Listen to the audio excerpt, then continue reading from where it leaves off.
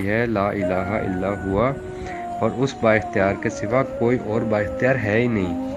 پھر اللہ نے فرمایا الرحمن، وہ الرحمن ہے، الرحیم، وہ الرحیم ہے۔ اللہ تعالیٰ نے پھر اس با اختیار ہستی کا نام بتایا کہ وہ الرحمن ہے، الرحیم ہے، یعنی وہ اللہ کا نام ہے۔ اب ان فی خلق السماوات والارض، پھر اللہ تعالیٰ اب یہ الرحمن اور الرحیم کا تعارف کروا رہے ہیں۔ میں نے آپ کو بتایا ہے نا کہ اللہ تعالیٰ کی ہر آیت، قرآن کی ہر آیت اپنی پچھلی آیت کی تشریح کرتی ہے، اس کو کھول دیتی ہے۔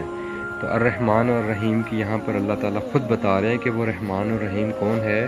ان فی خلق السماوات والارض، بے شک اس تخلیق میں جو آسمانوں کی اور زمین کی تخلیق ہوئی ہے، واختلاف اللیل والنہار، اور جو ایک اختلاف ہے دن اور رات جو ایک دوسرے کے پیچھے آگے چل رہے ہیں، والفلک التی تجری، اور وہ کشتی جو جاری ہے فی البحر، سمندروں کے اندر، دریاؤں کے اندر جو کشتیاں چل رہی ہیں، بما ینفع الناس، جو انسانیت کے لیے نفع لے کر چلتی ہیں۔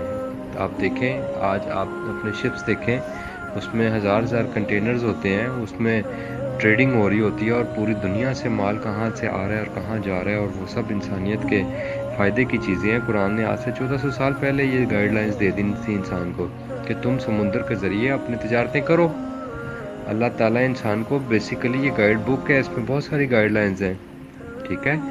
جب آپ سورہ نحل پڑھیں گے تو اس میں آپ اسٹڈی کریں گے تو اس میں آپ دیکھیے گا۔ میں اسی لیے آپ سے کہتا ہوں کہ پہلی بات تو یہ کہ جو آپ جتنے بھی آڈیو میسیجز سن رہے ہیں، اگر آپ ان کو صرف سن لیتے ہیں تو یہ کافی نہیں ہے۔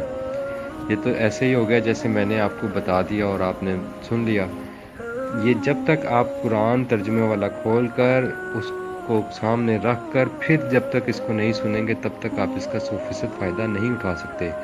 تب تک آپ اس کو، قرآن کی بات اور اللہ کی بات کو اپنی آنکھوں سے نہیں دیکھ سکتے، اور جب تک آپ اپنی آنکھوں سے نہیں دیکھیں گے آپ اپنی دل کی آنکھوں سے اس کو کیسے دیکھیں گے۔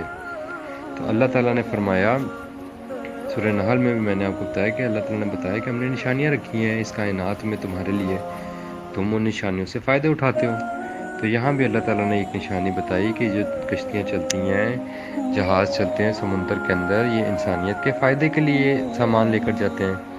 پھر اللہ تعالیٰ فرماتے ہیں کہ یہ رحمان اور رحیم نے بنایا ہے یہ سسٹم، اور وما انزل اللہ من السماء من ماء، جو پانی آسمانوں سے برسا رہے ہیں وہ اللہ تعالیٰ کی ذات ہیں۔ وہ الرحمن ہے جو تم پر اوپر سے اپنی رحمتیں نازل فرماتا ہے، اپنی بارشیں نازل فرماتا ہے۔ فَأَحْيَا بِهِ الْأَرْضَ بَعْدَ مَوْتِهَا، وہ رحمت کس طرح ہوتی ہے کہ تمہاری وہ زمینیں جو بنجر ہو جاتی ہیں پانی نہ ملنے کی وجہ سے، بعد موتها، اس کا مطلب کہ اگر پانی تھا تو ان وہ زندگی تھی۔